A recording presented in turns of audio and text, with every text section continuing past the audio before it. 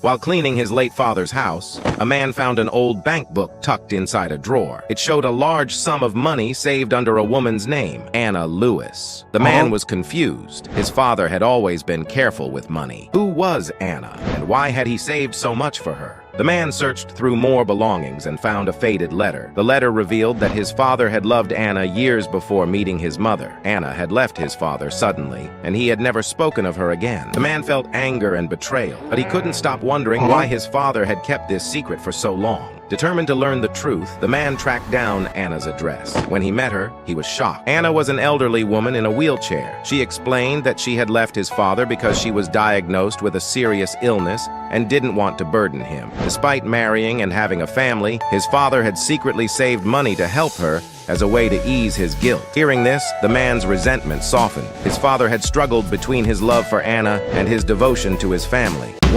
$1,000, and all of it just to give my cat the best life possible. I stood amid shredded packing paper and the remains of the luxurious cat bed, questioning where it all went wrong. It started when I saw the bed online, a hand-crafted beauty with a solid oak frame, royal blue velvet cushions. She'll love it. When it arrived, I set it up by the sunny window, imagining my cat lounging like a queen. But when I placed her on it, she sniffed once, flicked her tail, and hopped into the box it came in. I tried everything, sprinkling catnip, leaving treats, even waving her favorite toy over the bed, but she just curled up deeper in the box, her eyes gleaming as if to say, "This is your problem, not mine." Just as I was about to give up, something unexpected happened. One evening, as I washed dishes in the kitchen, I heard the unmistakable sound of scratching from the living room. Rushing over, I found her clawing at the velvet cushion. "You're finally using it?" I exclaimed, feeling victorious. But then I realized she was trying to pull the cushion off the bed, to drag it into her cardboard box. "You only need a broken box to be happy, don't you?" She had worked for hours, but no one seemed to notice. Ellen looked at the busy market, hoping someone would stop at her stall. Her apples were fresh, sweet, and grown with care, yet they didn't seem to catch anyone's eye. But just across the way, Claire's stall was packed. Customers lined up, drawn by the colorful display of exotic fruits and flowers. Claire had a new marketing team and fancy packaging. Ellen couldn't help but feel frustrated. Why wasn't her hard work enough? Therefore, Ellen decided to keep going, even if no one seemed to notice her. She smiled at every customer who passed by, offering them a sample of her apples. Slowly, people began to try them and smile. "These are the best apples I've tasted," one person said. More and more customers came back, and Ellen's business began to grow. One day, Claire walked over to Ellen's stall. "You've been doing well. I've watched you work so hard." Ellen smiled, but she felt something shift inside. "It's not about the quick success. It's about showing up every day, doing your best, and trusting the process," she said. From that day on, Claire took Ellen's advice to heart, focusing on steady growth. Ellen's patience had paid off. All her hard work had finally been rewarded. One cold evening, a man holding a sign that said, "I need work." He hadn't eaten all day. Suddenly, a shiny black car stopped in front of him. "Want to wash my car for $10? The man nodded quickly. This was his chance to earn some money. The next morning, the man went to the big house where the man, Brian, lived. Brian's house was huge. The man worked hard to clean the car, but Brian frowned when he looked at it. "This is terrible. You don't know what you're doing." The man felt embarrassed, but he didn't give up. "You can try fixing the garden, but don't expect me to be impressed." The man spent days pulling weeds and trimming bushes. His hands hurt, and he didn't always know what to do. But the man kept trying. The garden started to look better. One rainy day, the man slipped and fell in the mud. His hard work seemed ruined. Brian stood under the porch. "You'll never get it right." The man felt tears in his eyes. But Brian's wife stepped outside with an umbrella. "You're trying so hard. Don't listen to him. Keep going." The man smiled and worked even harder. By the end of the week, the garden was beautiful. "You did a good job. Maybe you deserve another chance." Years later, Mark had his own garden business. He helped people who needed jobs, just like he once had.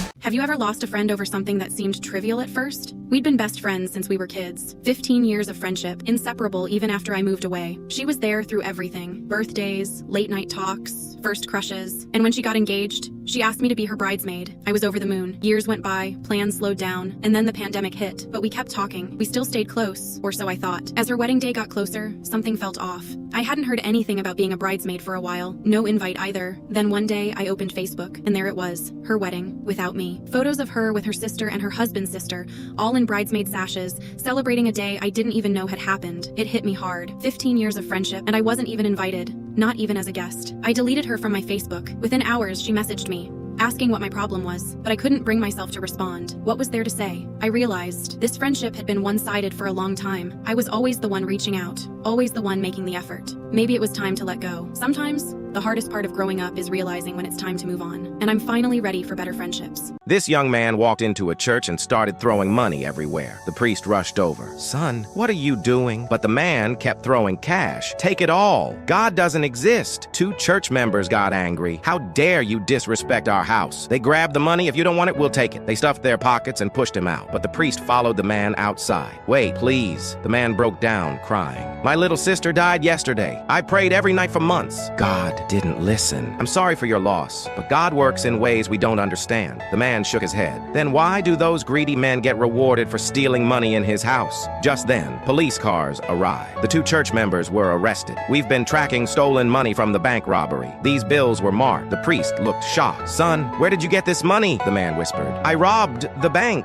I wanted to get caught. I don't want to live anymore." The priest hugged him. "God didn't leave you. He brought you here so I could help you. Your sister wouldn't want this." The man cried in his arms. Comment: yes, if God works in mysterious way. A young traveler nervously approached a small bookstore. He looked tired, lost, and unsure. "Could I just rest inside for a bit?" The owner's daughter, who ran the place, firmly declined. But to her surprise, her elderly father stepped forward. "Come in, son," he said gently. He poured him a warm cup of tea and even offered biscuits. The daughter frowned. Then she saw he had handed the traveler a rare book to read. She quickly took it back. "That's enough. The tea and rest will do. Just make sure he's warm and safe." But the old man quietly replied, "Those wandering far often carry burdens we can't see." Time passed. The traveler sat quietly, grateful, hesitant. Then he spoke again. "Could I borrow some money? Just enough to get home. My sister, she's in the hospital." The daughter was furious. "See? First tea, then books, now money? He just keeps taking." But the old man didn't hesitate. He pulled out $500, placed it in the traveler's hands, and said only, "He'll return." Days passed. The daughter tried calling the number he left. Disconnected. "Forget the money. You were fooled." But just then, the door opened. The young man returned and handed back every single dollar. Subscribe if you believe in the power of compassion. This man, they called him a criminal, a heretic, just because he believed something different, locked away in a cold prison cell for his faith. But one day, he escaped. He ran through the snow, across the frozen fields. The wind was sharp, the ice crackling under his feet. Freedom was just ahead. But then, a guard began chasing him, sprinting after him across a frozen lake. And then, I couldn't believe it. The ice broke beneath the guard's feet. He fell in. The freezing water started pulling him under. The heretic had a choice. He could have kept running. He could have pretended not to hear the screams, but he didn't. He turned around. He ran back toward the man who wanted to capture him. He lay flat on the ice, reached out his hand, and pulled the guard to safety. And what was his reward? The guard arrested him again. "You had your chance. Why did you go back?" I asked him later. He just looked at me and said nothing, but I could see it in his eyes. He didn't regret it. A few days later, he was executed by fire. They called him a criminal in life, but in death, he showed more mercy than the ones who held the power. So I ask you, was he really the criminal? If you believe he deserves to be remembered, drop a heart. When I first saw my son,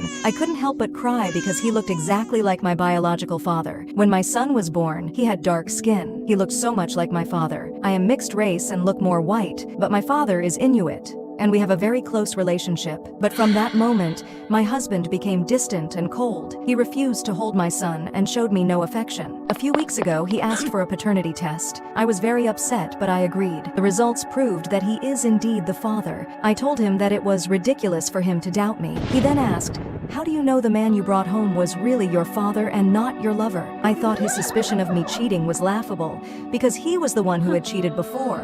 I shot back, "Then say hi to Sarah for me." He said I was being too harsh. Now we are not speaking to each other. I'm considering divorce and also reflecting on whether I was too harsh with my words.